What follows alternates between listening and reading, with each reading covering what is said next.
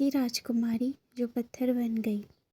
बहुत दूर पहाड़ों के उस पार, झीलों की सरसराती लहरों के पीछे एक राज्य था, नीर का था। एक ऐसा राज्य जहाँ हर चीज़ खूबसूरत थी सिवाय एक रिवाज के। हर साल एक लड़की को जंगल की देवी को चढ़ावा चढ़ाना पड़ता था। कोई नहीं जानता था कि उस लड़की का क्या होता है। वो लौटती ही नहीं थी।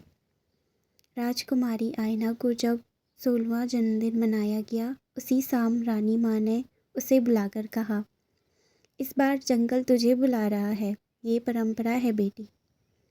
आयना के दिल में कुछ टूट गया, पर उसने सिर्फ इतना कहा, अगर मैं जंगल जाऊंगी तो अपनी मर्जी से, समर्पण के लिए नहीं, सच्चाई के लिए।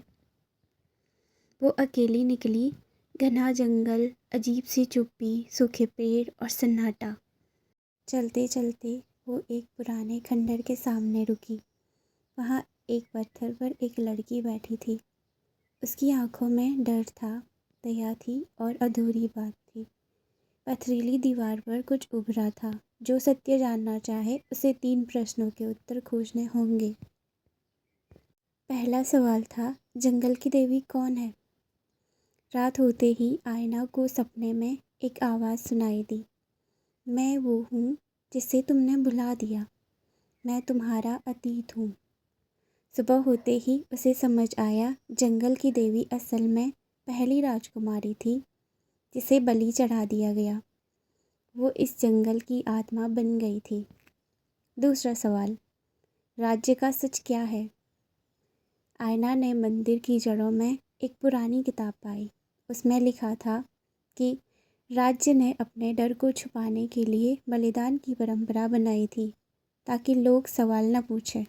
तीसरा सवाल था, पत्थर को इंसान क्या बना सकता है? कई रातों के बाद जब आयना ने पत्थर की लड़की के सामने खड़े होकर कहा, अगर तू चाहे तो मैं तेरी जगह ले लूँ, बस तू आज़ाद हो जा। अगर तू चाहे तो मैं तेरी जगह ले लूँ, बस तू आज़ाद हो जा। तभी आकाश से प्रकाश फूटा और पत्थर की लड़की की आंखों से आंसू बहे। उस पल जंगल में रोशनी ही रोशनी भर गई। श्राप टूट गया। राजकुमारी आयना पत्थर नहीं बनी, वो नीलकंठ की पहली रानी बनी, जिसने सदियों पुरानी परंपरा को तोड़ दिया।